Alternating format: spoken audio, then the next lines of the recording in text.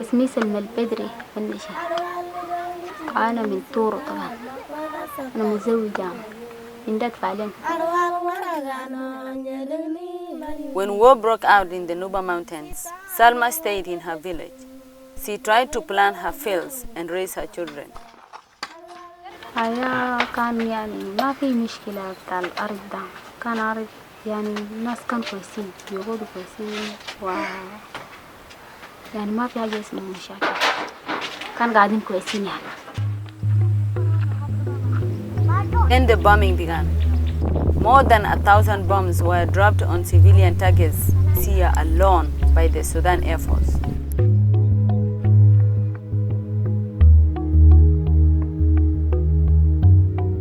With the specter of daily bombings, people are unable to plant and harvest. Hunger is a constant threat. Since conflict began between the Sudan government and SPLA North rebels, over 300,000 people have fled their homes, taking only what they can carry on their backs.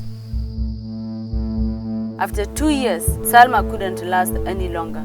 She and her children abandoned their home and followed the footsteps of thousands of other families. For 3 days, they walked south towards Ida, a refugee camp that is now the Nuba people's largest city.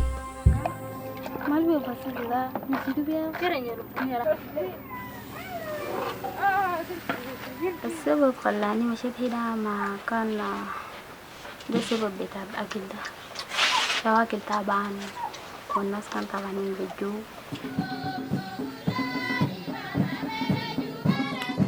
70,000 live in Ida, but with the camp so close to the ongoing conflict in the Nuba Mountains, neither the South Sudan government nor the UNHCR recognize it as an official refugee camp. The camp's population has engulfed Ida's local community, creating conflict over economic and natural resources. In March 2013, tensions erupted. Men from the local community stormed through the camp, burning down 40 homes, looting of 25 refugee-owned shops. Thousands fled north to the border. Though the South Sudan army eventually stepped in to restore order, many refugees opted to return to Nuba. Still, more families arrive every day.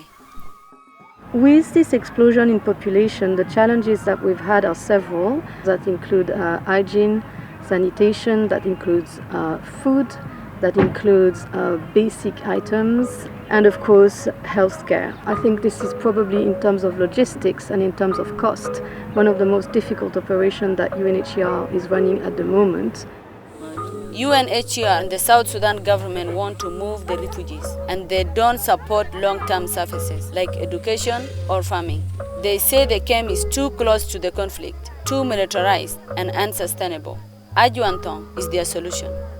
What we're doing with Ajuang is because we're very worried about the situation in Nida. We're very worried about the possibility of having 100,000 refugees in one place. We know what that means from other countries. We know what comes with that. We know the problems of health that come with that.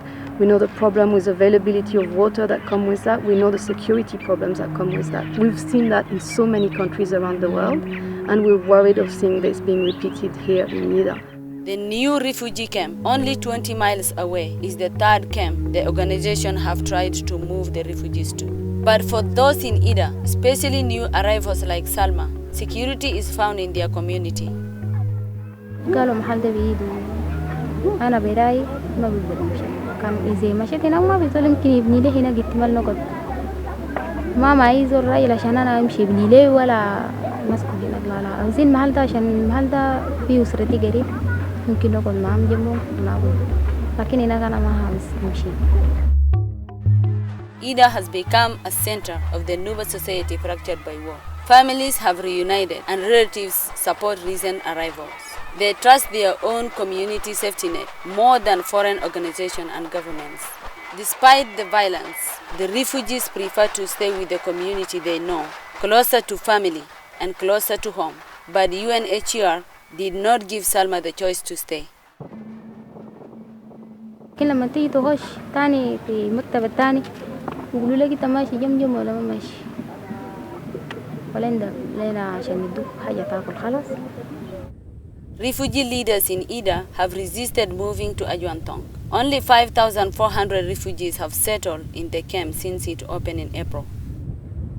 Most are new arrivals, like Osman Kafi. He moved to Ajuantong when the UNHCR refused to give him a ration card for food in Ida.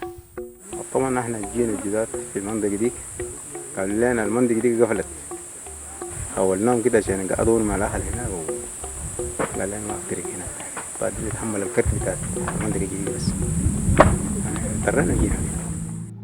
But Salma refused to go and turned to family in Ida, hoping she could find a way to stay. إحنا يا أخي مشينا قريب أسبوع كامل، إحنا متابعين قريب بس حوالينا كده، وللآن رفضوا لنا، كان معنا مليان إحنا ما بنقدر نمشي جنب، عاوزين يا نرجع بس بلدنا خلاص بعد كان ماشيين نموتنا بالجوع ولا علمات في الشارع يدفنوه خلاص، وده الكلام إحنا قلنا له كده، وللآن رفضوا لنا، قلنا خلاص كان هو أبولنا إحنا نرجع جبال. After 2 weeks, Salma gave up. She left Ida. She walked north with her children, ending up right back where she started, at home in the Nuba Mountains. هذا هنا الناس بس طبعاً بالجوع بس أكل، لكن هاي يقدر يمشي وين تاني، ما في محل، هاي يقدر يمشي وين تاني، ما في محل، لكن هم بس جاسوا عشان يقدر يهتربوا كله، بس منتظرين لهم مطر.